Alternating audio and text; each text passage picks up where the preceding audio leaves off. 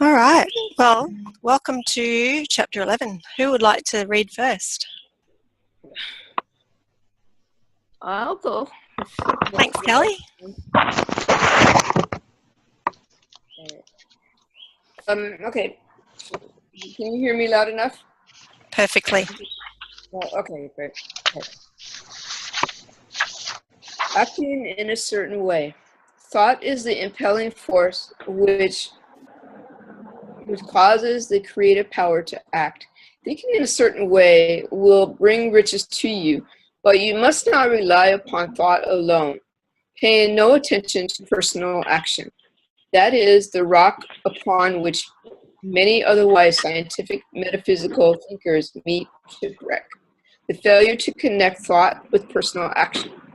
We have not yet reached the stage of development in which a person can create directly from the formless substance without nature's processes or the work of human hands. A person must act as well as think. I thought you can cause the gold in the hearts of the mountains to be impelled towards you, but it will not mine itself, refine itself, coin itself, and come rolling along the roads into your pocket. Under the impelling force of the supreme power, people's affairs will be so ordered that someone will be led to mine the gold for you, and another person's business actions will be so directed that the gold will be brought towards you. You must arrange your own business affairs so that you are able to receive it when it comes to you. Your thought makes all things, animate and inanimate, work to bring you what you want. However, your personal activity must be such that you can rightly believe that you receive what you want when it reaches you. You are not to take it as charity or steal. You must give every person more in use value than he gives you in cash value. The scientific use of thought consists in forming a clear and distinct mental image of what you want, in holding fast to your purpose to get what you want, and in realizing with grateful faith that you do get what you want. Do not try to protect your thought in any mysterious or occult way with the idea of having it go out and do things for you. That is wasted effort and will weaken your power to think with sanity. In the preceding chapters, I have fully explained the action of thought in getting rich. You must use your faith and purpose to positively impress your vision upon the formless substance, which has the same desire for more life than you have. And this vision received from you sets all the creative forces at work and through their regular channels of action, but directed toward you. It is not your part to guide or supervise the creative process. All you have to do with that is to retain your vision, stick to your purpose, and maintain your faith and gratitude. But you must act in a certain way so that you can appropriate what is yours when it comes to you, so that you can accept the things in your picture and put them in their proper place. You can readily see the truth of this. When things reach you, they will be in the hands of other people who will ask an equivalent for them. You can only get what is yours by giving other person what is theirs. Your pocketbook will not become bottomless. It will not always be full of money without effort on your part. Receiving is the crucial point in the science of getting rich, right here, where thought and personal action must be combined. There are many people who, consciously or unconsciously, let the creative forces in action by strength and persistence of their desires. However, they remain poor because they do not provide for the reception of the thing that they want when it comes. By thought, the thing you want is brought to you. By action, you receive it. Whatever your action is to be, it is evident that you must act now. You cannot act in the past. It is essential to the clearness of your mental vision that you dismiss the past from your mind. You cannot act in the future because the future is not here yet. And you cannot tell how you will want to act in any future contingency until that contingency has arrived. Because you are not in the right business or in the right environment now, do not think that you must postpone action until you get into the right business or environment. And do not spend time in the present planning the best course in possible future emergencies. Have faith in your ability to meet any emergency when it arrives. If you act in the present with your mind on the future, your present action will be with the divided mind and will not be effective. Put your whole mind into present action. Do not give your creative impulse to the original substance and then sit down and wait for results. If you do, you will never get them. Act now. There is never any time but now, and there never will be any time but now. If you are ever to begin to make ready for the reception of what you want, you must begin now. Your action must be your present business or employment and must be upon the persons and things in your present environment. You cannot act where you are not. You cannot act where you have been. And you cannot act where you are going to be. And you act only where you are. Do not dwell on whether yesterday's work was well or poorly done. Do today's work well. Do not try to do tomorrow's work now. There will be plenty of time to do that when tomorrow comes. Do not try by occult or mystical means to act on people or things that are out of your reach. Do not wait for a change of environment before you act. Cause a change of environment through action. You can act upon your present environment so as to cause yourself to be transferred to a better environment. Hold with faith and purpose the vision of yourself in a better environment, but act upon your present environment with all your heart and with all your strength and with all your mind. Do not spend any time in daydreaming or castle building. Hold to the one vision of what you want and act now. Do not cast about seeking some new thing or some strange, unusual, remarkable action to perform as a first step towards getting rich. For some time to come, your actions will probably be the same as those you have been performing. But now you will perform those actions in a certain way which will surely make you rich. If you are engaged in some business and feel that it is not the right one for you, do not wait until you get into the right business before you begin to act. Do not feel discouraged or sit down and lament because you are in the wrong place.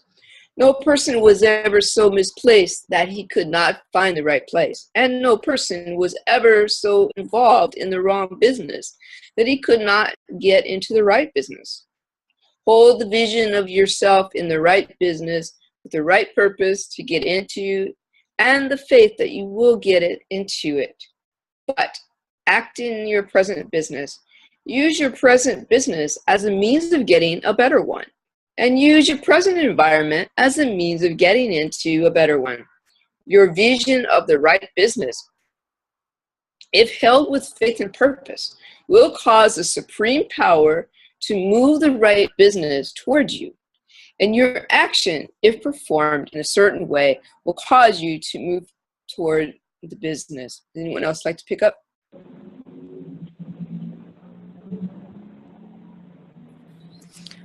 Hello? I can read a bit if no one else wants to. Hold the vision of yourself. Is that where you left off? Hold the vision of yourself in the right business with the purpose to get into it and the faith that you will get into it. But act in your present business. Use your present business as a means of getting a better one, and use your present environment as a means of getting into a better one. Your vision of the right business, if held with faith and purpose, will cause the supreme power to move the right business towards you. And your action, if performed in the certain way, will cause you to move towards the business. If you are an employee and feel that you must change place in order to get what you want, do not project your thought into space and rely upon it to get to another job. It will probably fail to do so. Hold the vision of yourself in the job you want, while you act with faith and purpose on the job you have, and you will certainly get the job you want. Your vision and faith will set the creative force in motion to bring it to you, and your action will cause the forces in your environment, in your own environment, to move towards you, the place you want. In closing this chapter, I will add another statement to our syllabus.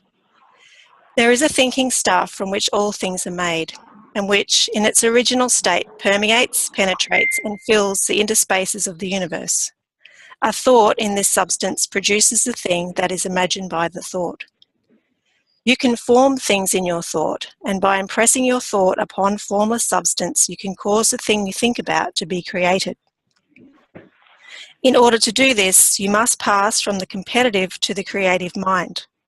You must form a clear mental picture of the thing you want, and you must hold this picture in your thoughts with the fixed purpose to get what you want, and with an unwavering faith that you will get what you want. Closing your mind to all that may tend to shake your purpose, dim your vision, or quench your faith. That you may receive what you want when it comes, you must act now upon the people and things in your present environment. This chapter really clears up exactly what happens for manifestation. So the first question is, why are you not able to get rich by thought without personal action?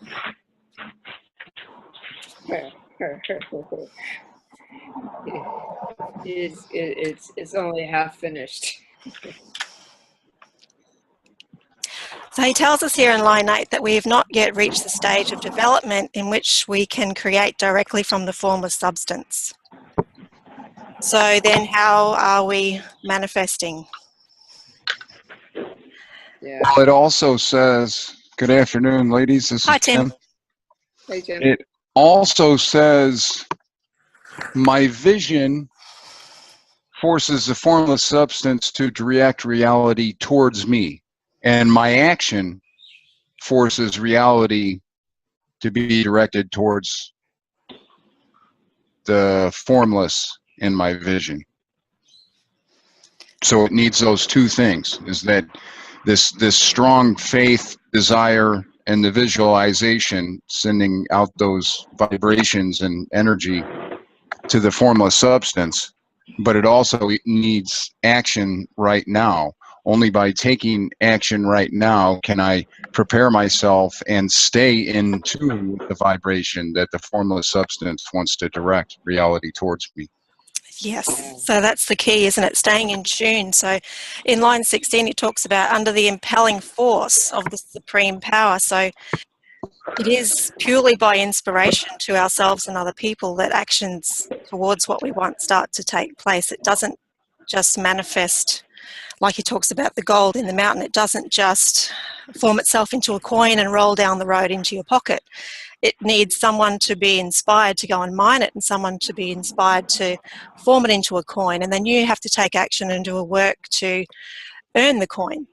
It doesn't just come because you thought that it would be nice that it would come. So it takes action. And what Tim said about being in the vibrational frequency of being able to receive that inspiration is the most important part, which is why we need to act now in the position that we are in now, as if we already are in the position we want to be. That way we'll be in the frequency of it and be able to receive that inspiration. Yeah, I get this image of, like, when you see a screenplay, it's that screenplay, whatever it is, or film, could never have been even created or manifested in such a refined way had there been not the proper action steps to take to get to there. Yeah, so it takes physical, what's the word, labour, I guess, to make physical things move around. Yeah. So that comes into it as well. I have a question. And I have a question. Until so far, it has been like you have to think only a certain way, isn't it? That you have the power to create. Yes. So my question is actually that in the last sentence it says like man can form things in his thought, and by impressing his thought upon formless substance, it can cause the thing he thinks to be created. But how does it do that? Because when it is created in your thought, it is not created in physical form. It appears like it is created first in your thought, and then it has to be created in reality. Yeah, so in this book, when he refers to formless substance, he's actually referring to universal intelligence or source or infinite intelligence or God. And so when God receives that instruction from you or your desire of what you want, he or it, depending on how you like to word it, puts into the minds of the people ideas to make that come about. Mm-hmm. So it always works through the minds of the people. Yeah, and I think he actually... Or I think somewhere also in the first chapter he says like the streams or the like the rivers or the railways, like for instance he says something about the tree. The tree doesn't grow instantly. It grows like in the forms of nature. But I didn't understand that. It's like you cannot form a tree instantly. The tree has to grow like tree grows. Yeah, so nothing's done outside the normal laws of nature. And there is a line here that tells us that it will come in the hand of another person. And I'm just trying to find it, if anyone else knows where it is. Yeah, I saw it. Yes. It will always be in the hands of another person. And basically what I understood about that is you have to deliver a value to the world to be able to get it from the hands of other persons. You see, so if you dream and you think like I'm going to be rich, etc., but you never deliver a service to the world, you cannot get it. That's what I understand about it. Is it the same like you understand about it? Yeah, and it won't always come from the same area that you put your effort into. It may come from another way, but it'll always even out. So you may donate your time to a charity to help teenagers to get through a hard time, and what you want may come through someone else not needing something anymore and giving it to you. But there is always effort for effort. And it also hints at this concept of cooperation, creation through cooperation rather than competition. Yeah. And the first, right about 1/3 of the way through, there's this line that says, you can only get what is yours by giving the other person what is theirs. And I love that line, because if I'm creating a service, I'm creating it of value, that it's going to be valuable to someone else. So I have to do a fair exchange of value to participate in this transaction in the formless substance or the universal laws, that it has to be a transaction of equal value, that I'm giving my service to them, which is really theirs when I created it, and they're giving something to me, which is payment, valued payment for my valuable services. I just love that line. It's so much like Rumi in the sense of what you feel feels you, which is very similar to this idea that this feedback loop, you need these two parts. You need the creative visualization going out to the formless substance, and you need the action to stay in tune with the vibrational energy to receive it. Well, one question. I love that sentence. I could not find that sentence, Tim. So if you can find it, that's nice. I'm in a different book, so my my paragraphs are not numbered. It was about, so let me see, so 1, 2, 3, 4, 5, 6, 7, 8, 9, about 10 paragraphs in, if we've got the same paragraphs after it says, receiving is a crucial point in the science of getting rich. Right here, where thought and personal action must be combined. So this is just a one-sentence paragraph right before it. There's also, your pocketbook will not become bottomless. It will not always. Yeah. I got it. Okay. So that's, and where does it say it? It says like it comes in. So you have to give the value. Well, I'm kind of reading between the lines, Yeah. and some of it's being combined with Napoleon Hill principles as well. It's just a different way of stating that, much like what you said, whatever I provide has to be of value. I cannot drive hard or sharp bargains and expect to get wealthy. It may serve my pocketbook this week, this month, maybe even for a few months or a year, but sooner or later the marketplace will undervalue my service because I've undervalued my service by not giving more in value than what I receive in remuneration. Okay. Not putting my soul, not putting my spirit, not putting my heart into it. Yeah. Okay.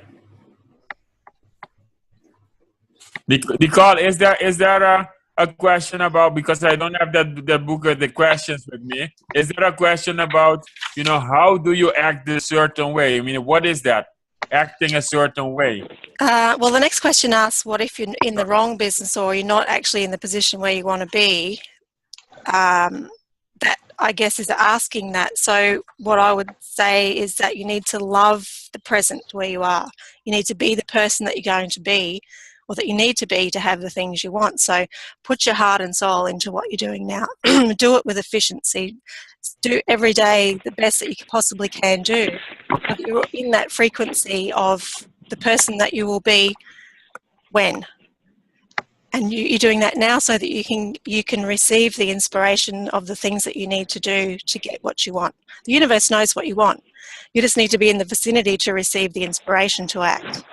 But the way you're acting now is putting your heart and soul into what you've got now and being happy with what you've got now and grateful. But not complacent. Never complacent. Doing all you can. But is it like acting on the current people, the current things, but with the vision? So is it like, you're not thinking about the future, you're thinking about the ideal situation, wherever it is?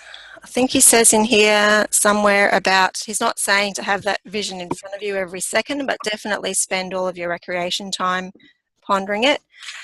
But being in the frame of mind where you feel the way that you would feel when it actually happens. So having that frame of mind now and acting in the business that you have now and the environment that you have now the way you will. So having that state. This chapter would be very difficult taken all by itself without having been exposed to Napoleon Hill's principles. There would be a lot of contrasts in here that just didn't make sense literally in print. So what you just said, Nicole, about not holding on to it all the time, there's this concept of in the law of attraction that you have to let go of the details. The universe will supply the details. If I'm fixated on always knowing exactly what detail is coming up in front of me, I'm never going to see it. I have to be in the right open-minded frame of mind. Many elements of this chapter would be incredibly difficult to grasp conceptually if I took everything literally.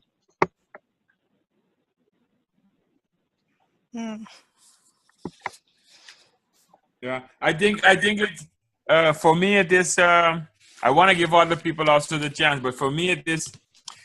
I'm acting. So I have a possibility to do two things. It's like dreaming and visualizing things, but I always want to do things. So the next thing is when I'm visualizing, I need to go to the acting part, and there are people who can really visualize and dream, etc. So I was a dreamer, but I managed to, turn it into action. But still, until this chapter, it was like, you know, thinking, thoughts, power, cause things to be created. And then now I felt like, okay, they are not created. So you think about them, you visualize them, but they are not. Yeah, they are not created. And now this chapter comes like, you know, yeah, there is there is something you need to do actually. You cannot only communicate with formless stuff. Be grateful. There is something you need to do. You know, it might. I don't know for you guys, but sometimes it comes like, hey, this is. They are the book. The writer of the book is not only thinking about, you know, metaphysical things or thinking. He's like very down to earth. So this chapter is for me like a turning point. Yeah, because it does say in line 41 that through their regular channels of action is the way that the creative forces work. Yeah. And then from line 61, there's a good paragraph here that sort of clarifies things a little bit. It says, there are many people who consciously or unconsciously set the creative forces in action by the strength and persistence of their desires. So that's how we set the creative forces in action, through the strength and persistence of our desires. However, they remain poor because they do not provide for the reception of the things that they want when it comes. How we receive it is by being in the state of mind that we will be in when we have it, so that we can receive the inspiration and know what to do. So, you know, like you might be walking along the street and have an impulse to go into a store. There might be someone in there you haven't seen for 5 years and they've got something that you need as a missing link to put your plan together. If you're not in the receptive mode, you won't get the inspiration to go into the shop. So keeping yourself into that state, and really you're doing it by acting in your movie, keeping yourself in the state of the person that you will be when you have the things that you're planning on getting or having or being. Yeah. Good perspective. Yeah, that makes sense, Nicole. That's so true. Makes sense. And doing, I mean, I think doing things, you know, providing a service, providing something, you know, something with your passion. For me, it is something like you have to do something with your passion.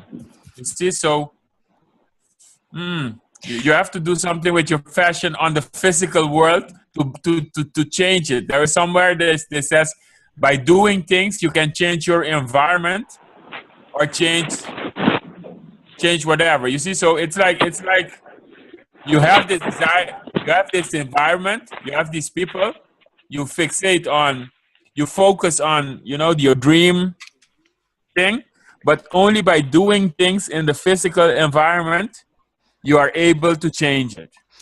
Yeah, and it doesn't necessarily need to be things around your desire, although you're working towards that all the time because obviously you want it to happen. In line 95, it says you can only act where you are. So if you're working at McDonald's, it's a little bit difficult to be working on your ideal business. But while you're at McDonald's, you're putting your heart and soul into it and doing the best job you possibly can and being efficient and serving the customers to the best of your ability and being cheerful and doing all the things that you would be doing as if you were in your ideal business. Mm-hmm. And there's more shared in the back behind the lessons with some exercises. And one of the things that Wallace Wattles says is, it is not your part to guide or supervise the creative process. All you have to do with that is retain your vision, stick to your purpose, and maintain your faith and gratitude. That kind of makes me wonder about that, is you don't have to, all you have to do is supervise the creative process as opposed to, you know, formulating it in your mind because you got to think through, you know, like what it is you want, and then kind of the imagery, I thought. Anyway, it goes on to saying for one of the exercises, rather than thinking of how you are going to reach your new position of wealth, think of why. Write out why you want wealth. And Napoleon Hill wrote in Think and Grow Rich, I will induce others to serve me because of my willingness to serve others. So the exercise is through the use of your imagination, create 2 ways you will improve your service to others. And for the results, as a result of what you have learned from this chapter, state what you intend to do in the future to ensure you begin doing things in a certain way. And then one more little statement that Wallace Wattles says is, you can only get what is yours by giving the other person what is theirs. Is that to mean that the surrendering of what you have to contribute is what is theirs refers to? There was a few different topics there, but Yeah. by doing things now, you're becoming that person and you attract what you are. So that's part of it as well. Hello guys, how you doing? Hi, Christos. Hey, Wow. Sorry, there's a lot of confusion here, isn't there? About going with this thing. But the whole idea of the certain way is actually, it's the way I've understood it, it's an all-encompassing phrase, which is telling you have to visualize, you have to act as if, and you have to act. So acting in a certain way, you're actually putting yourself in the position of where you want to be, regardless of where you are right now. So like Nicole was saying, if you're working McDonald's and, I don't know, you want to be a fireman. Driving in a yellow Ferrari or Cabrio, of course. Right, so you want to be driving in a yellow Ferrari. Why a yellow Ferrari? You're driving in a yellow Ferrari and working in McDonald's. Brilliant. You couldn't have a bigger contrast. So you're at McDonald's and you're serving this guy a Big Mac with fries, and you're saying to him, do you want ketchup? Now, when you're asking him, do you want ketchup? You could say, do you want some ketchup with your fries? And it just sounds so, oof. But if you actually turn around to the guy and you said to him, yeah, good morning, would you like blunt? And this is the little bit about giving every man more in use value than he gives you in cash value. It's not always an item. It's sometimes, it can be just a simple sense of attitude. It can be what you actually give in words. One of the greatest examples I've heard, and I can't remember where I heard this, it's the one to do with an Eskimo. An Eskimo brings you the leathers.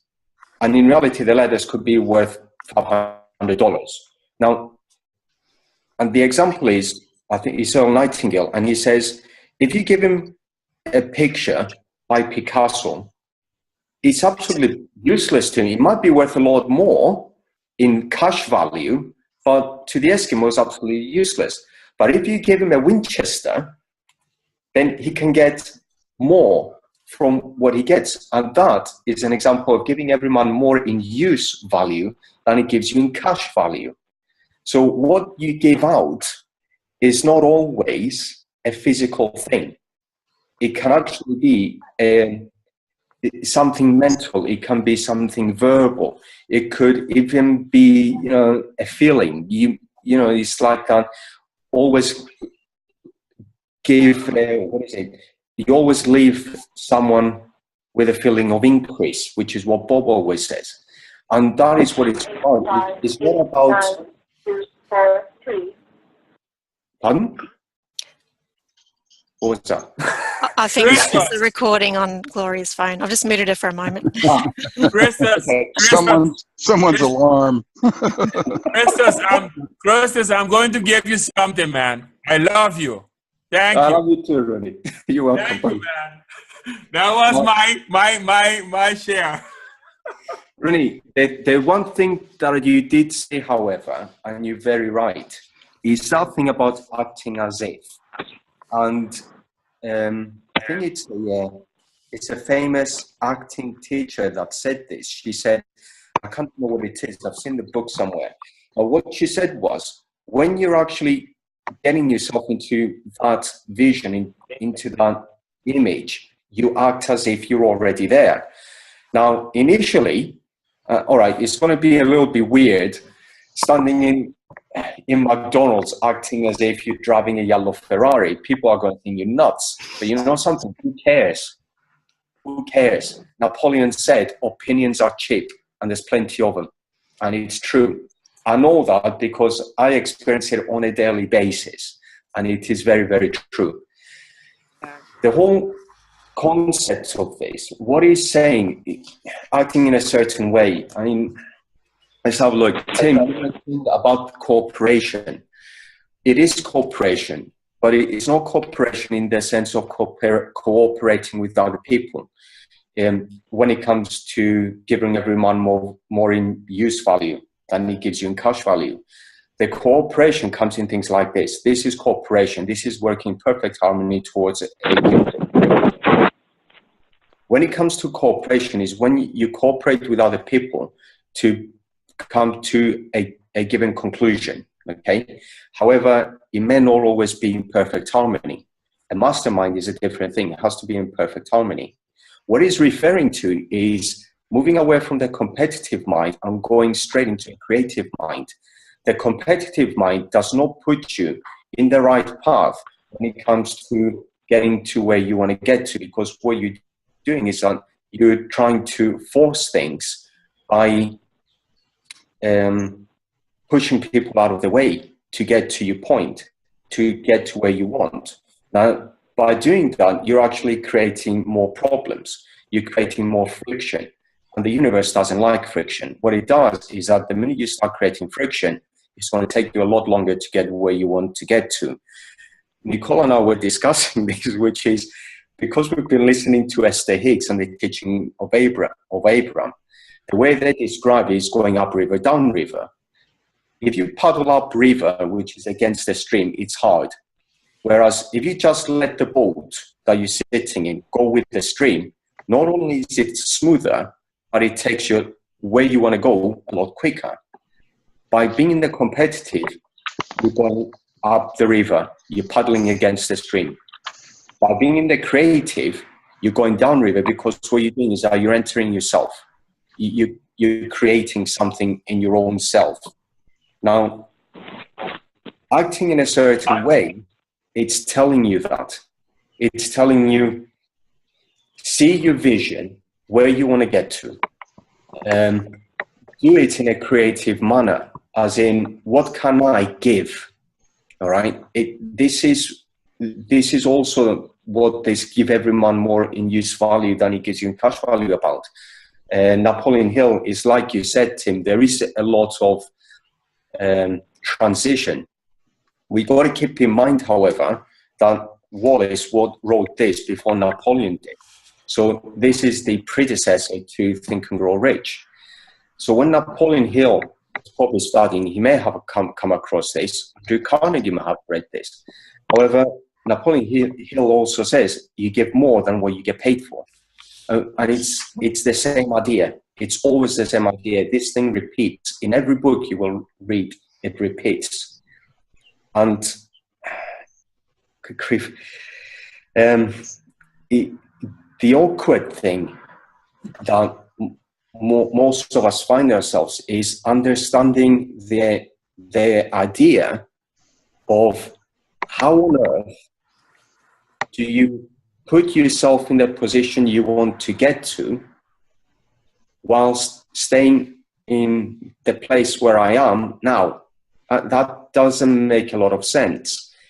And it becomes quite a complex theory, but in reality it isn't. It isn't when you just release into it. When you allow universal intelligence to just do its thing, you begin to get more creative ideas. Everything will flow towards you. You've got to decide what you want. All right. This is one of the keys. In everything there is, it's a key. You decide what you want. Then you can begin acting in a certain way. You begin visualizing, you begin to imagine where you want to be. Use whatever word you want to use. Use a word you're comfortable with. But you see in your mind's eye where you want to get to. You have to act as if, because then you begin to feel it. You begin to send the right message outwards, the vibration and the frequencies. You're sending the right message out into universal intelligence, and you say to it, this is what I want. Now, the minute you start doing that, and really is so true, because a lot of people watch The Secret and they don't get it. They actually think that you've got to sit there, you imagine it, and then you're going to get it. It doesn't work that way. You've got to show faith. And the only way to show faith, not only in yourself, but to universal intelligence, that you're willing to get what you're asking for and to get yourself ready to receive it, you have to act. And act means you've got to do something. Now, someone said to me before, yeah, but then you watch the people in The Secret and someone went and won the lottery. And I said to him, right, okay, so you went and won the lottery. He says, yeah, and he didn't do anything. I said to him, he did nothing. He says to me, no, he didn't. I said to him, so how did he get to win the lottery? He said, well, he picked it up, he had the right ticket. I said to him, right, so who got the ticket? He said, well, I guess he went and bought it. So he actually did something. He says, yeah, but I didn't actually work for the money. I said to him, that's not the point. The point is that even to win the lottery, you have to go out there, buy the ticket, or you got to go on the internet and get the ticket. You have to do something. You can't get something for nothing, ever, ever, ever, ever. You have to put a bit of effort in it. And that is what he's telling us. When you go, oh, good grief, I've lost the page. Right, when you go to the end, he says, in order to do this, a person must pass from the competitive to the creative mind. He must form a clear mental picture of the thing he wants and hold this picture in his thoughts with a fixed purpose to get what he wants, and the unwavering faith that he does get what he wants, closing his mind to all that may tend to shake his purpose, dim his vision, or quench his faith. That he may receive what he wants when it comes, man must act now upon the people and things in his present environment. Now, how can you get a yellow Ferrari by acting now upon the people and things in your present environment when you're working at McDonald's? By giving people more in value, in use value, than they give you in cash value.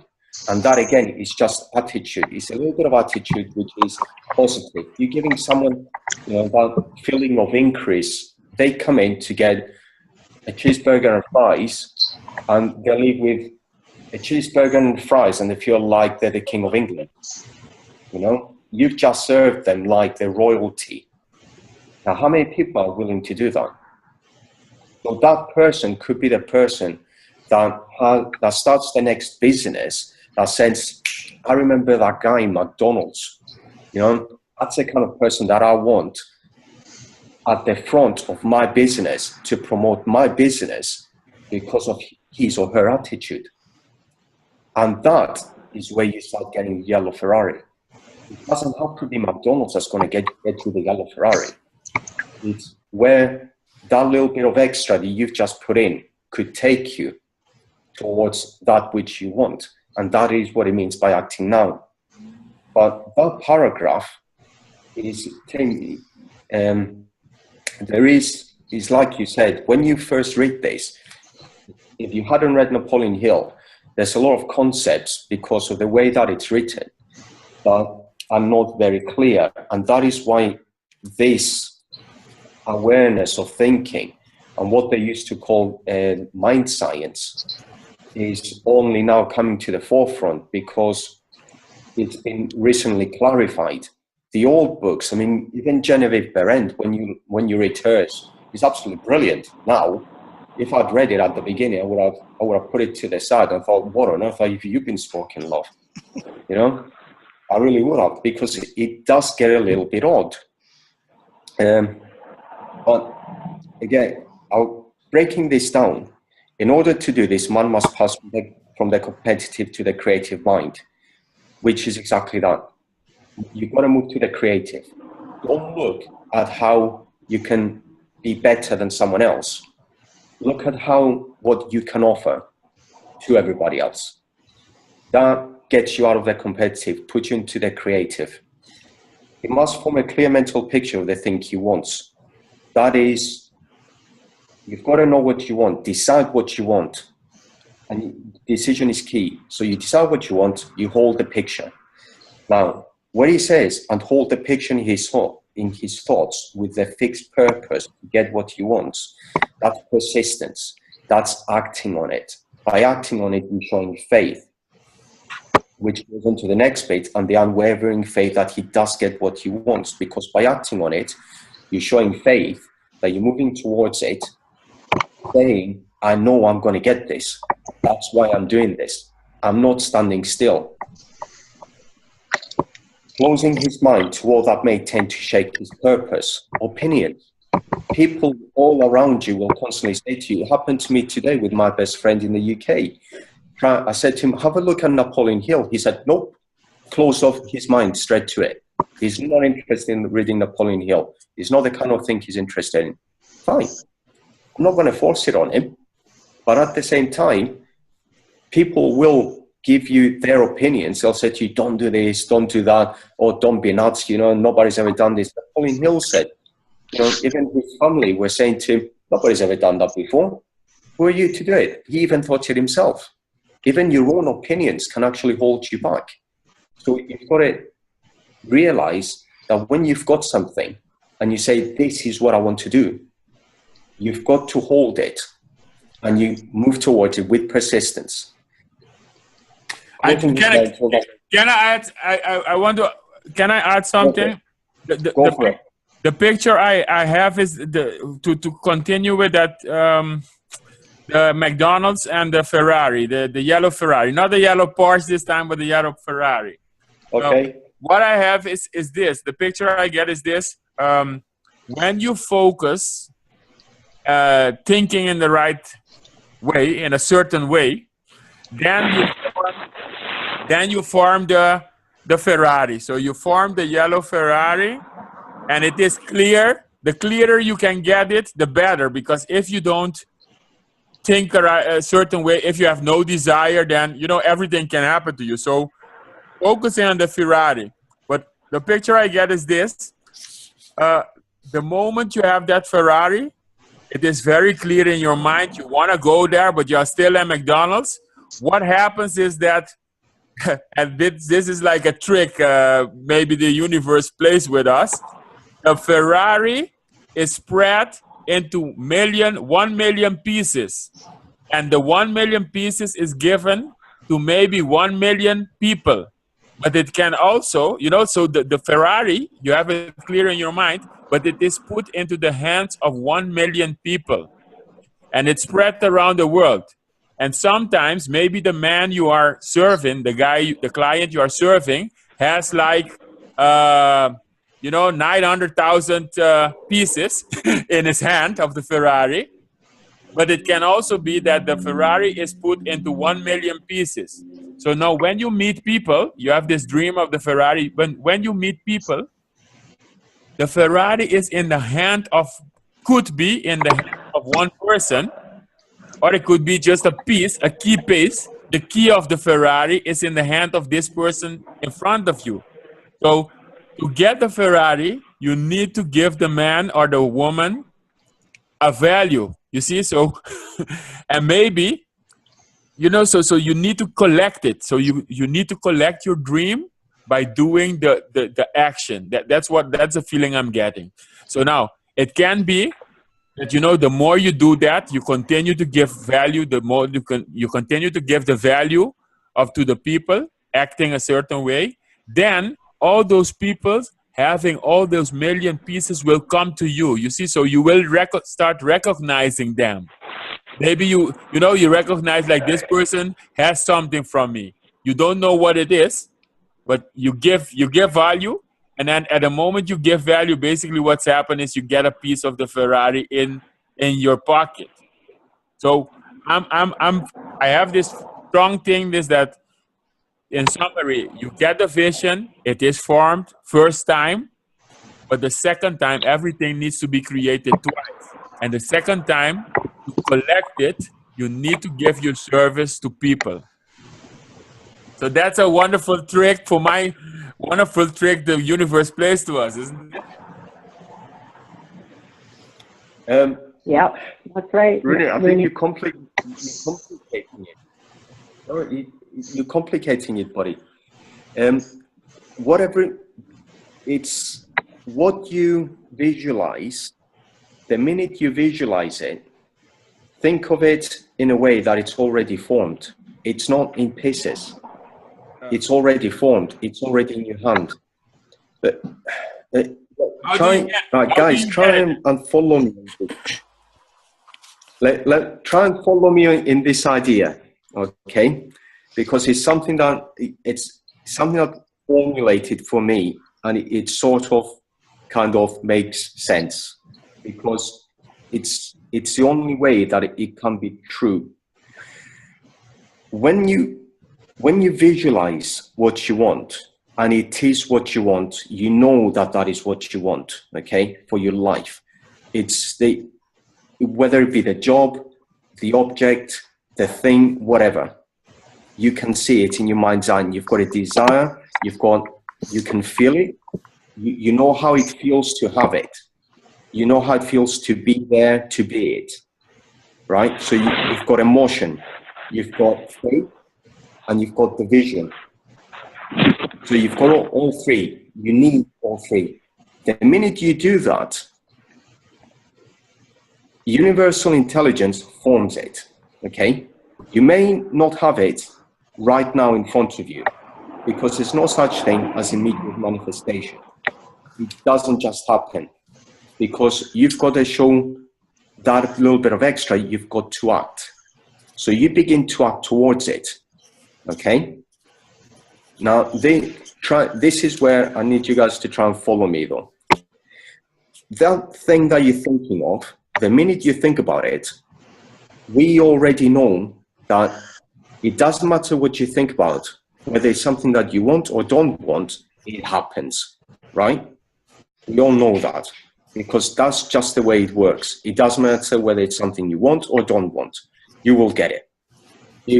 It's an irrefutable fact. In which case, if you're going to get it anyway, in the future, just using the word, in the future, it means that it's already there waiting for you. So if it's already waiting for you, then it's only feasible to say that it's already in your hand. And if it's already in your hand, it means that you've already got it. That is to say that the minute you think it, you already have it in your hands. It's just a matter of time before you actually receive it. And to receive it, you've got to act towards it. You've got to show faith. Because without faith, without that act, you're not showing faith and you're not ready to receive. So the people that, and this is what he says, the people who visualize and do not act are fooling themselves. So it's not, so whatever you want, whatever you're visualizing, it's not everywhere in pieces. It's already created. But Christoph, it says it comes in the hands of other people. So yeah, what happens what is... that means is that... Go on. I was going to say, what happens is, as soon as you have that desire for something, universal intelligence starts lining things up. People, circumstances, everything's lined up for you to receive that Ferrari. The length of time that it takes to get to you is the length of time that it takes for you to be in the receiving mode of the impelling force, which is how they put it in this chapter, or to receive the hunches, to act the hunch to go into the store to see the guy who owns the Ferrari shop who wants a test driver, and then eventually he'll give it to you, or something like that. All the other things about giving service and that kind of thing go with it too, but how it actually happens is when you have that thought of something you desire, universal intelligence lines everything up required for you to receive it. Now, for you to receive it, you need to act on the inspiration that you receive. and other people will act on the inspiration they receive to bring it to you. It works both ways. You go towards it, it comes towards you, but it's through people acting. And the reason why they're acting is because they're getting inspiration to act. And acting in a certain way now puts you in the receptive mode to get that inspiration to act. And really important point that Christos brought up is that by acting, you're showing your faith, and the Bible even says faith without works is dead. So for universal intelligence to work for you, you need to show faith, have gratitude, and work towards it as well. But you need to be in the receptive mode to receive the inspiration for all of the things that is lined up already there to go for that Ferrari. Yeah, I agree. But can I say something, Nicole? That was really well explained. You know, when you think of a seed, he's holding a seed in his hand, and he hasn't done anything with this seed yet, but now he's going to plant it. But it's not just the action of planting it, it's also, it needs to church. And when you already believe before you even plant that seed, because you know the seed, like the tulip old bulb I put on Facebook, you know, it was a dirty old bulb. It was put in the ground, and it didn't come out the next day or a week later. It didn't come out till the spring. But the fact is that it was already materializing in the unseen ways that we can't see with the human eye, but it was already being created and forming. And when we do that as a seed, if we've got a handful of seeds in our hand, and one might be a business venture, another one might be, you know, you want the car, maybe you want to travel. These are all like seeds. So what we do with these seeds when we release them is that intelligence, that supernatural intelligence that makes things become created in the physical form. And when we focus on what we can do to serve others, you know, we want all these things. You know, the thing is what do you want? What do you want? But what do we want to see for the other human being that is connected with us? What would be the thing we could offer to support this so that they could be successful? Because the more they become successful, because it all comes back to you anyway. So as you sow, you shall also reap. So an incident today, I went into the YMCA. This is just an example. And I was shown the luxury room, which was just $20 more if I wanted to join the Y. And that included a Veda and towels and the whole thing. And then I started thinking, wow, what if I could just offer part of my coaching or something that I could make it to see if I could contribute somehow as a seed planted, but not saying, well, you know, now I'm going to coach all these people. That wasn't what it was about. But how can I contribute to add to this spa mentality, this health and wellness center that would make that a better accommodation for all the other people that are coming into there looking for wellness? And, you know, it's when we look and see the other side of the coin, the other person's needs, then our needs are always met. And it's like when you plant the seed in the ground, it's not going to be an apple tree tomorrow, but you better know that your consciousness in that little seed became a huge tree full of many apples that had many seeds that created more. And this is just a vision that I see in my mission in life of what I would like to create. And if I could help somebody else along the way to be a better this or a better that, or bring them and connect them with somebody else that's going to enhance their business, then isn't that what it's all about? Absolutely. And you will agree with what Christos was saying earlier about that. Like, even if you're working at McDonald's, you can do that just by making someone's day a little bit brighter, giving them some value in any way that is available to you at the time. That is so funny that you're asking that, because back in the 80s, I was a co-owner of a McDonald's restaurant, but I was the I was only the mop girl in the lobby.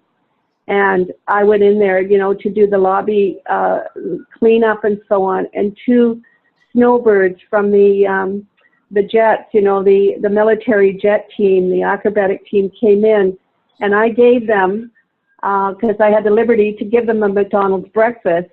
And within 2 or 3 months, my need was to help my son become a commercial pilot. And this snowbird became a first officer about 6 months later with an airline out of Hong Kong. And when he came back to town, we kept in touch. He says, how can I help you, you know, what can I do for you for just from that incident, from that breakfast? It's so funny. And my son became a pilot with this commercial airline. And it was only the intention of, because they were guests in the city where I was living. And this is so funny that I wasn't thinking about what I was going to get out of it. I was thinking, what could I give to inspire and make this person feel happy for that day, for that moment? That is a beautiful, that's a beautiful story. Thank you. I think in every contact with every people, there is an opportunity for a seed to grow. You see, so that's basically my point was with the pieces was like, you do not know what the person in front of you can bring you, and it is not your intention to get, but you know, you do not know the puzzle. It's like a puzzle of life for me. You know, sometimes basically what I think is, when I talk to some person, another person comes into my life, etc. I'm always thinking, what is the secret this person has for me? You see, so it is, or you know, why do I meet this person? So you treat the person every moment. You try to give this the best you can get. It doesn't work always, but it's just like I live my life as if every new person has a secret to give to me, as something to give to me. You understand? So you don't focus on yourself. You just focus on that person. And so I see the link, like, you know, when you met those people with the military, etc. You could have missed it. You could have, it could have taken much longer, isn't it? It could have not materialized, but because you acted in a certain way, without, you know, getting going after what you wanted, etc. Not competitive. I mean, you could have said to those people, go to another table. I don't want to help you. Because you didn't put yourself. I think that's why it all happened. Yeah, because I was seeing them as being hospitable and making them feel welcome. Even if they decided with all the money they had, because they were the Snowbird military team, that they would come to McDonald's for breakfast because they had their little uniforms on. So it wasn't even a thought for me to think of what I was going to get from it. I was only wanting to inspire, and through that igniting of this whole process, now my son is a first officer with the same airline.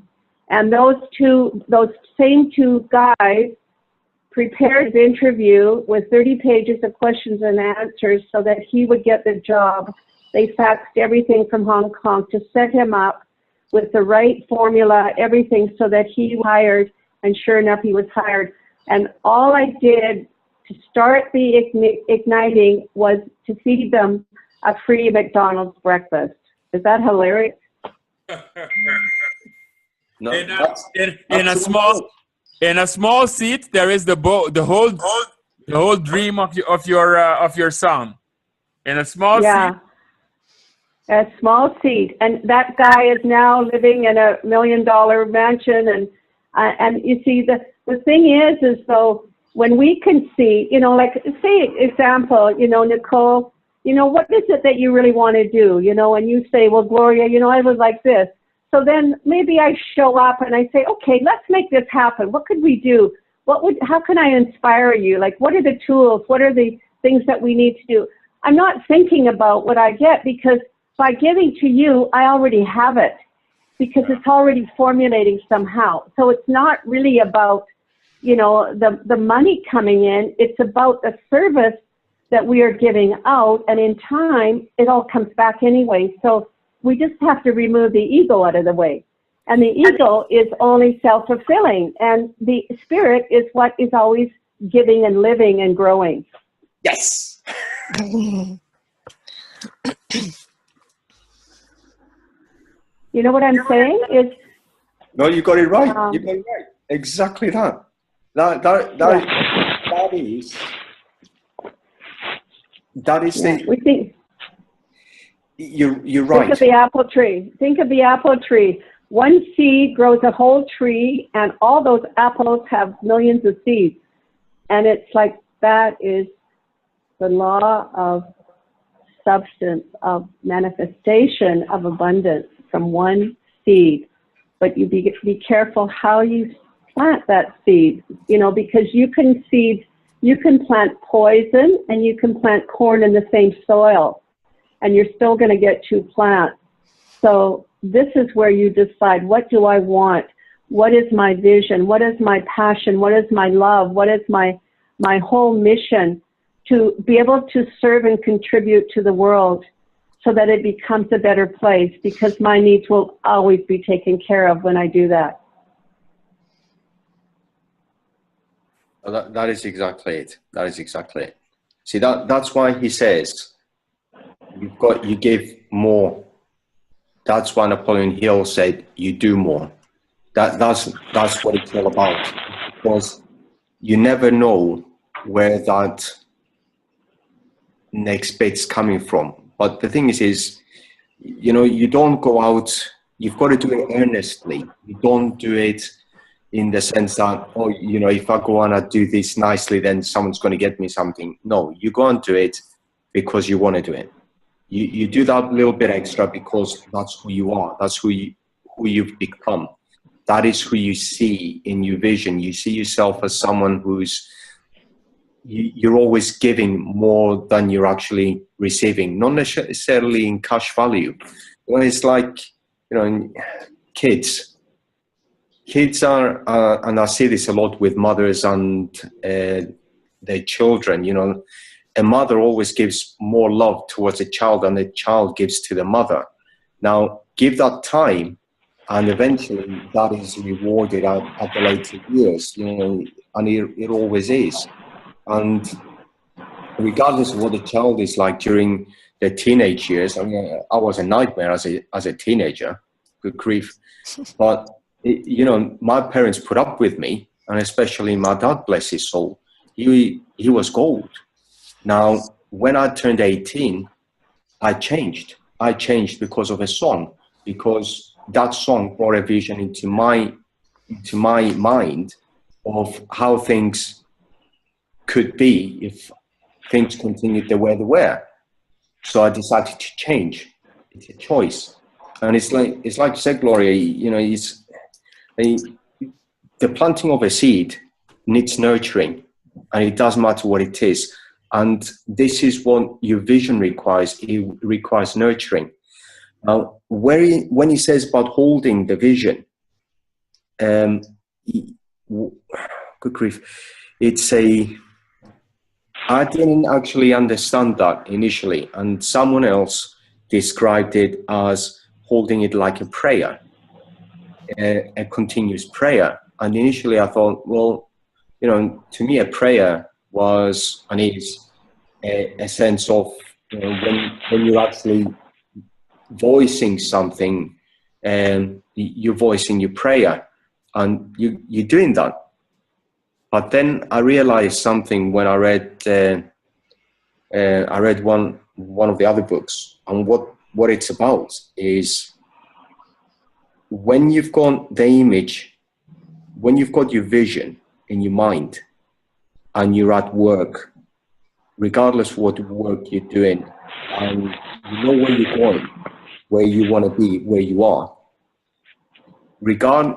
you could be making McDonald's, you could be mopping the floor at that moment in time, but then you think of your vision, where you want to be, and it comes like that, and you can see a lot of it. And this is why Wattles at the beginning, he says that you've got to visualize every spare minute you've got, because the minute you do that, you're building a stronger and stronger image. But at the same time, you're releasing it. You're not forcing the image, you're maintaining the image. You're maintaining your vision. And by maintaining your vision, what you're doing is that you're holding it. It's not, you don't force it, because by forcing it, you're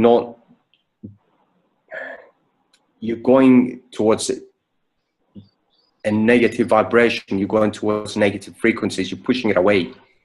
And having the vision of what you want, having the vision of where you're going, acting as if, and actually committing to action, you're moving closer towards where you want to be going.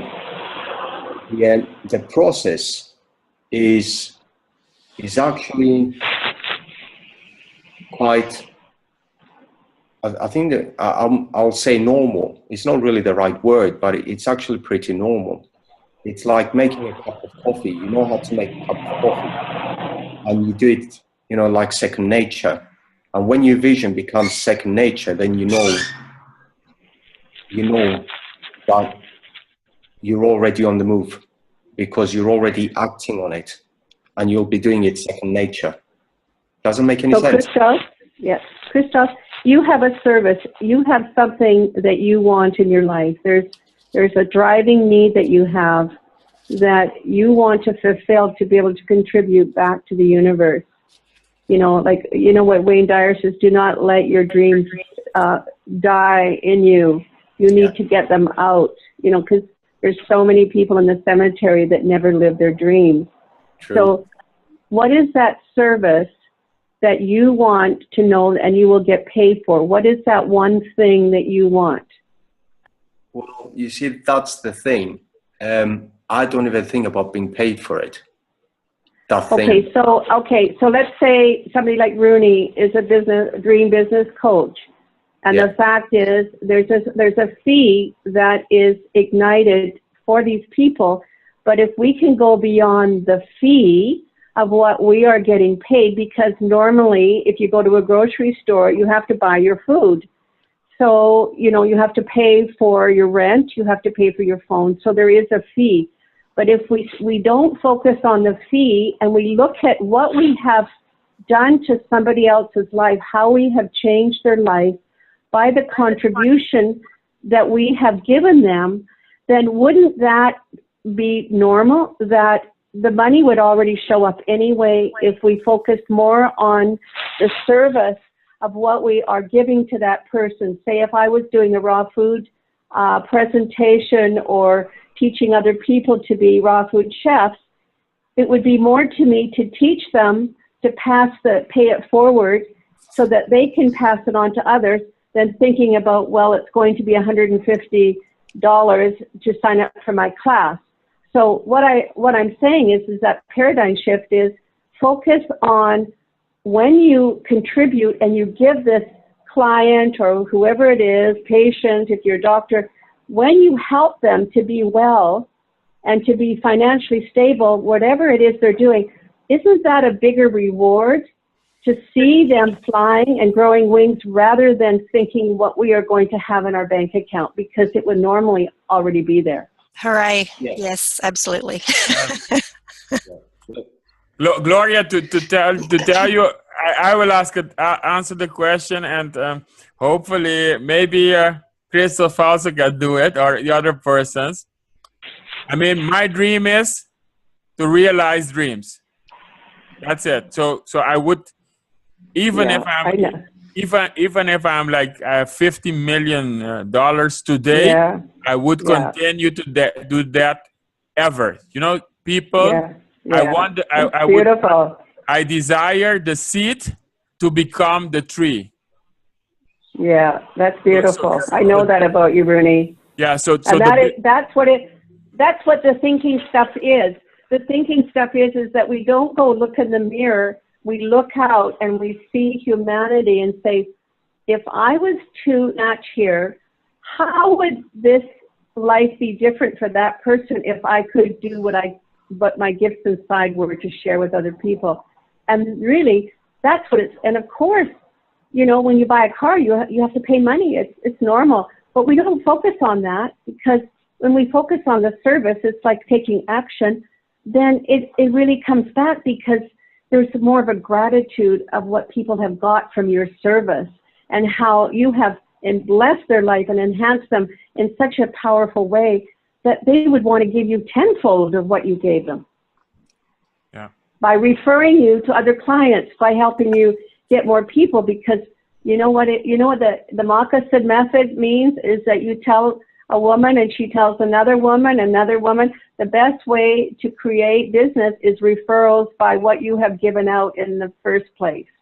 So I think it maybe, you know, I'm open to other people's opinions, but this is how I am feeling about this.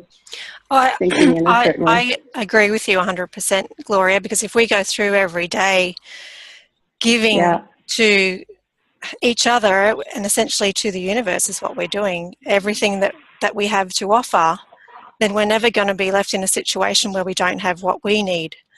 And absolutely. I actually don't look at my bank account anymore, and because I'm in a business where people pay me via direct debit, they're asking me, did the money come through? And I say, well, I haven't looked at the bank. So I'm completely out of the habit of looking what's in my bank. I just go and I buy the things that I need, and I just don't think about money whatsoever. I use a card. It's just a means that I have to give to the man. He takes out what he needs for what I've purchased, and that's it. Yeah. So I don't even think about money anymore. All I think about each day is giving as much as I possibly can in every moment. Yeah. And I've never, in fact, I did go into my bank yesterday because one of my clients asked me, is that money going into your account? You better check, because I haven't done my books for a while, because I don't like doing books. But so I went in, and there was a whole lot more money in there than I expected to see. And I thought, well, this is nice. Yeah. That's exactly, because that's exactly, I think 2 weeks ago, I also started feeling like that. I think I put it on Facebook, where I said something like, the dots, the numbers are just dots, because I was, just briefly, I was in Colombia, and then in Colombia there are, the numbers are different. You know, $1 is 3,000 Colombian dollar or whatever, you know, and then suddenly, you know, when you see your bank account, you see like $36 million. You see, so that moment, it kind of shifted on my mind. It felt like, okay, these are just dots. You know, the $1 is one dot, and I have to have dots to survive in this world. But I'm not going to focus on the dots anymore. We call it dollars, and I'm not going to focus on the dots. I'm going to focus on delivering this service. And okay, for this service, they have to pay me, but you know, that's it. So you don't feel attached to the money. You feel like, okay, I'm just doing this, and I get some dots, and the dots call the dollars. And then suddenly you will wake up like Nicole, and I'm sure we will wake up and we will see like, hey, whoa, there are a lot of dots there. Yeah. Wow. The universe always delivers. Beautiful. Yeah, this is the way it is. You know, you think of somebody like Mother Teresa, and, you know, I mean, of course, she did, but all she thought about is giving. And, you know, everybody thought, well, sacrifice, how could we do that? But she was a very rich lady. You know, people were giving her limousines and houses, and she didn't ask for that, but people were showing up with whatever. And, you know, I mean, look at somebody like Mandela, where he was in the prison for how many years, and he becomes the president. Like, what is all that about? Like, this is powerful thinking stuff. and thinking in a certain way. And you guys are so awesome. And I just see this, how you're applying what you're sharing with us in your lives. And you pick up the frequency more than anything. And this is so beautiful. So I'm going to act a certain way right now by doing this. There are only the people here in the call. I don't see all the names, but I see Kaylee, Christoph, Lorraine, Nicole, and I think Gloria is also there. So all of you. I'm here. You think I'm here? Yeah. So I've been talking to Rooney. I've been talking too much. Yeah. No. But I don't see that. I'm here, Rooney. I don't see the name. I don't see Tim. Tim, you are also there. So I don't see your names. So I'm going to act a certain way.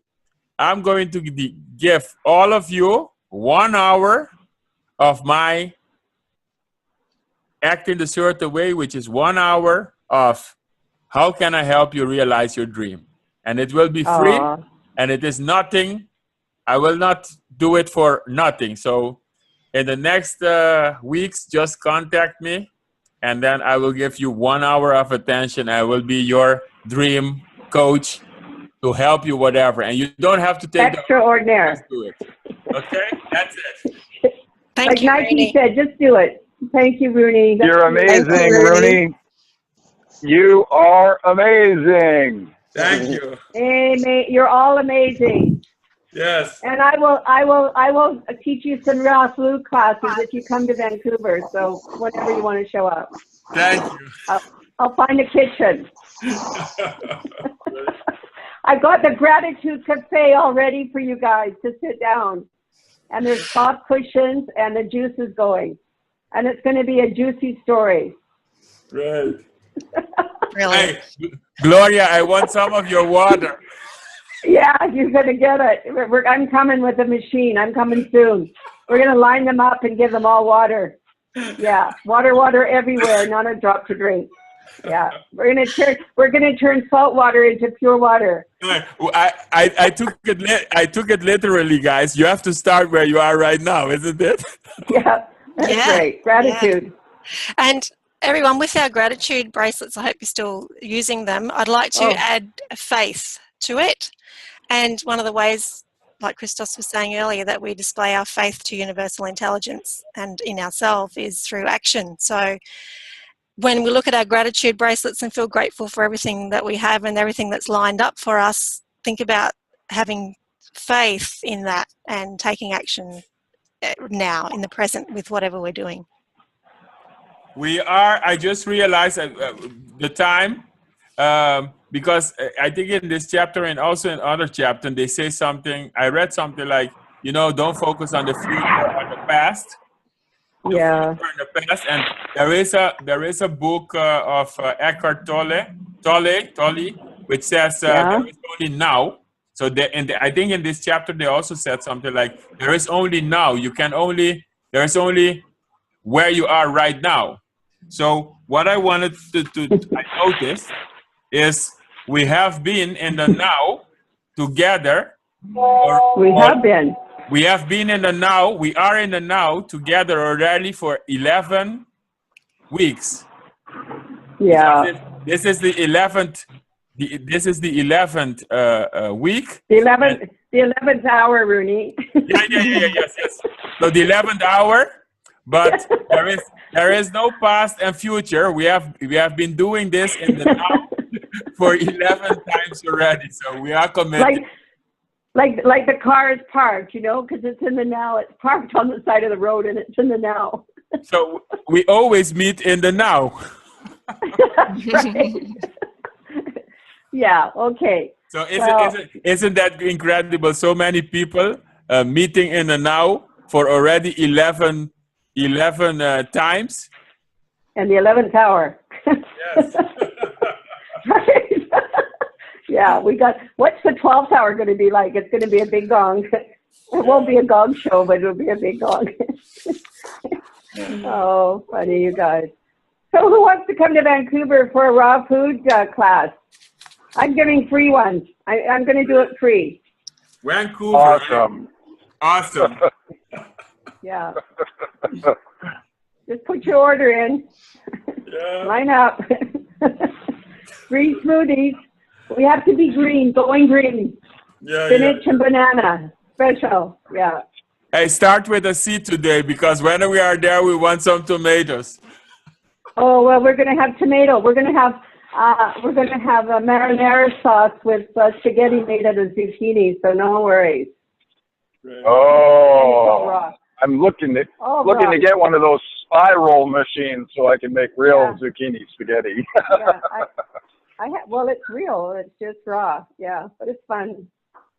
And we drink lots of water, and we eat lots of banana ice cream, frozen bananas in a food processor. You just take frozen bananas, you peel them and freeze them, and put them in a food processor with frozen blueberries, and you have the best ice cream in a food processor. So have fun with that. So final question to you all. What are you going to do? How are you going to act during the next week? In the now. How are you going to put this chapter into action? Because we have been reading a lot, but now it's time for action. So how are you going to act differently now? I'm going to use my action as a display of faith that the things that I want are lined up. And I'm going to think about that and make sure that I'm putting my best foot forward in everything I do. Offering the best value, sending good energy to everyone I come in contact with. Beautiful. Beautiful. Beautiful. I'm going to put it into mechanical action. This is Tim, and I'm going to make 750 phone calls for my business prospects, and I'm going to speak to at least 100 people in the next week, and I'm going to speak with enthusiasm from a place of service. I have something that interests them. Brilliant. That is cool, Tim. I worship you. I wish I could do that. And I think that something that they are going to appreciate would probably just be you. How is that? That you can it's you. Tim, when I'm gonna eat some banana and blueberry ice cream too to keep my brain going. And don't forget those spinach and banana smoothies. They are delicious with nice dates. Yeah. That's a lot of people, Tim. Yeah. It is, but it's a little over 100 phone calls a day. So you just start breaking down the numbers and say, okay, here's what I need to do. So it's not fun, but it's what I need to do right now. you need to be committed. You need to be committed to do that 100 phone calls, and I'm instantly thinking like, how can I help this Tim? And I tell you one way to maybe it doesn't work for your business, but one way to do that is I've done a webinar where it doesn't matter how many people come in. There could be 1 person or 10 person or 1,000 person. So whenever you are ready, Tim, wherever you are ready, I invite you, and then you bring 1,000 people. It is so fantastic. Tim, this is the best. This is the best webinar with Rooney and his yellow Porsche, and we're taking all these stops. I highly recommend that you all get on board. You're really missing something if you don't. It is so fantastic. My life is. I've done a paradigm shift since then. Tim, it will be 1,000 people speaking with 1,000 people in 1 hour. Yeah, what you seek is seeking you. Did you know that, Rooney? Yeah. What you seek is seeking you. And that's from Rumi. That's not from Rooney, that's from Rumi. Yes. Tim, you said 100 people a day, right? I said 100 phone calls a day, and I'll speak to 100 people about my service. Sunday as well. Each of those, and it's a fairly simple service product. They're either buying or they're not. So it's 1 or 2 phone calls, and it's either a sale or it's not for them, and that's fine. Tim, we want you to scale that up to 1,000. We are already thinking about how we are going to help you scaling that to 1,000 people a day. Well, I can do that once I get some numbers on the board. It's a fairly simple mechanical device. It costs about $90 per month, and it's called a predictive dialer. It allows you to go from making 15 phone calls per hour to making 50 to 70 phone calls per hour. That sounds great. Okay, well, send us your information, okay? We want to know about it on Facebook. And I'd like to hear about how you we want to hear all about what your business is so we can help you to manifest whatever you want. And I want to go to the Turks and Caicos.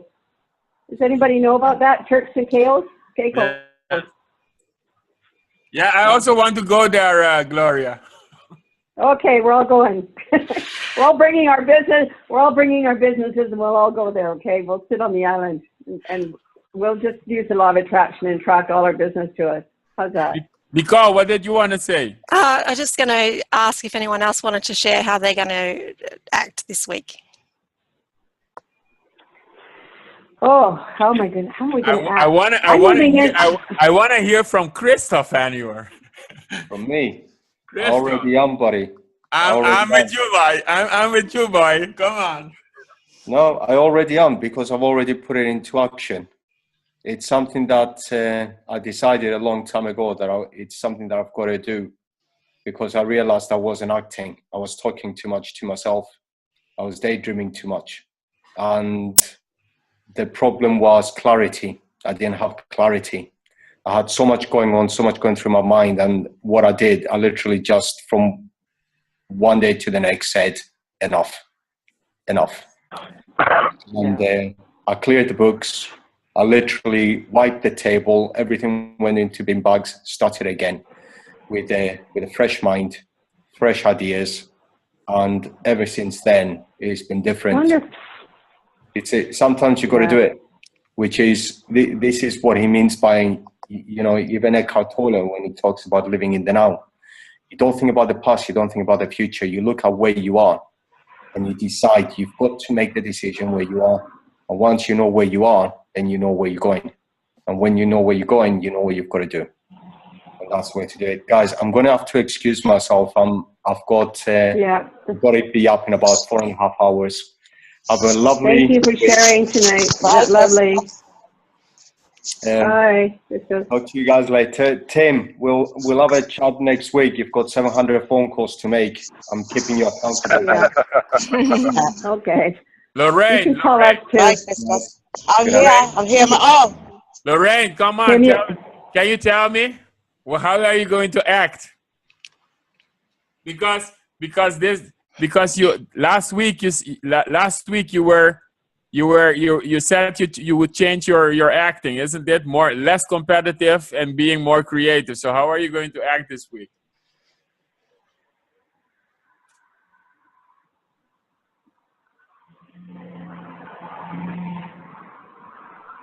Hello. Hello. She may have misplaced the mute button. In the silence, this is Tim, and I just want to say I'm really grateful that all of you committed another 90 minutes making this group a success, improving all of us. Yeah. Thanks. Share your story, Tim. Send us a message. Share your story, what you're doing on our Facebook Messenger. Okay? I would love to know how I can support you. We are starting. Thank you. We are starting acting the certain way. That is good. I feel it. We are starting. I feel it too. We are already doing it, but we are just starting now. Not only thinking the certain way, we are starting offering each other services. So we are starting in the now. That is very good. If we continue this next week and the rest of our lives, we will reach our. Yeah, paying it forward is where it's at. There's a great movie called Paying It Forward, I think. Yes. Yeah. Thank you, everybody. I have to go as well. I've got. Thank you, guys. So thank you so much again for another wonderful call, and thanks, Nicole, for facilitating, and it was really awesome. Okay. Thanks, everyone. Keep it posted, everyone. Okay. Bye-bye. Bye-bye.